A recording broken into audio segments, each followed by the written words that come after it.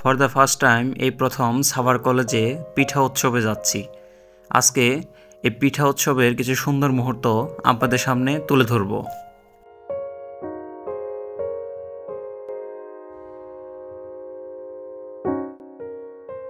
ভিতরে প্রবেশ করতেই ছাত্রছাত্রীদের সর্বোচ্চ পরিশ্রমের রেজাল্ট দেখতে পাই, কারণ অনেক কষ্ট করে তারা তাদের পিঠার স্টলগুলো খুব সুন্দর করে সাজিয়েছে।